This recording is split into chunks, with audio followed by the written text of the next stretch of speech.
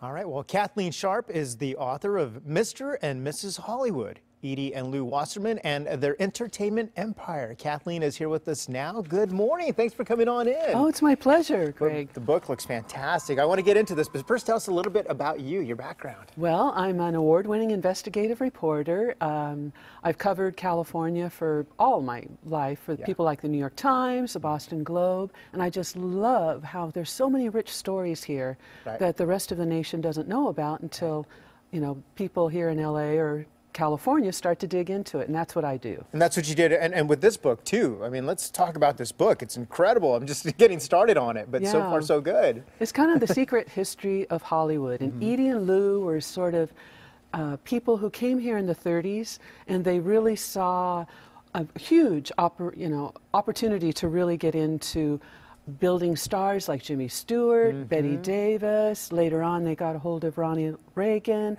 and made him into not just a star of films, but Washington, D.C. too. True. So true. Big names. Huge names. All the stars in Hollywood, Edie and Lou really got a hold of. And they loved showbiz. I mean, this was not just for power. They genuinely loved entertainment and movies and music.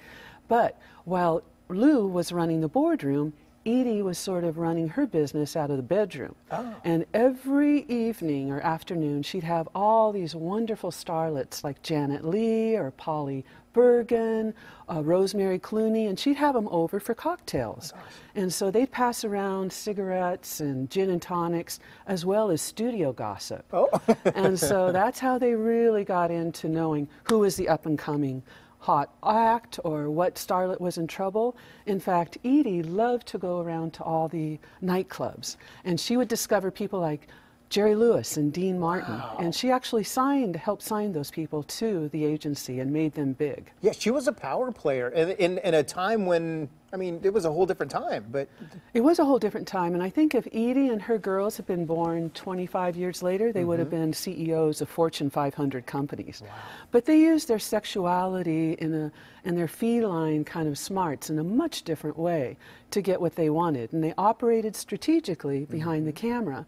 And it's such a great lesson for us women right now, you know, with all of this Me Too movement going on and the sexual harassment. There was a time when women ran Hollywood and did it to their advantage. Wow, yeah, let's talk about that. I mean, this book comes out at perfect timing because we are hearing headline after headline about this, about the, you know, the couch and everything else. So this is perfect timing.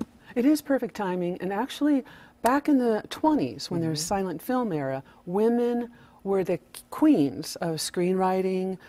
There were hot directors. Universal Studio was almost like a feminist hothouse. And so it was only when talkies came in and you started getting very expensive equipment and the Wall Street money men started to come in that women diminished in power, and they became, that's when the casting couch was invented. So people like Jack Warner and all the moguls would, you know, say to some beauty, okay, you can have a starring role, but come and sit on my casting couch for a bit. And that's when things really started to change. So now we know how it was, you know, how it can be done. You need to hire more female screenwriters, more female directors, and the studios and networks really do need to hire more female executives. Yeah, absolutely, yeah. And Lou was pretty involved as well, too. I mean, he was, you know, obviously on the other side, but... Oh, Lou was a powerhouse. He was really the godfather of Hollywood. From the 30s, the 40s, and 50s, he built not just the stars, but the people behind the camera. He was very much a supporter of the working person. In fact, he would negotiate with the studios and the labor unions to make sure that everybody got a piece of the pie. So he was really instrumental in building Los Angeles from the middle class on up. That's fascinating to me. They were really involved in the political world. You talked a little bit about Ronald Reagan as well. Yes, they were involved in the political world. And I think the thing that really shocked them was in this 1960 or so. They had helped elect John Kennedy to be president. But John Kennedy's brother, Robert, broke up that agency, MCA, because it was a monopoly, you see.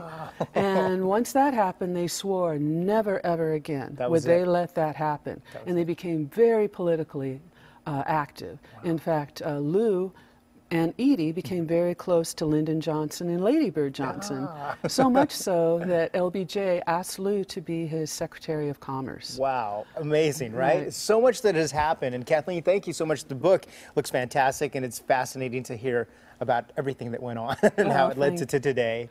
Thanks so much for coming in. For more on this book and more about Kathleen, you can go to kcal9.com, click the Scene on TV button, and we'll be right back.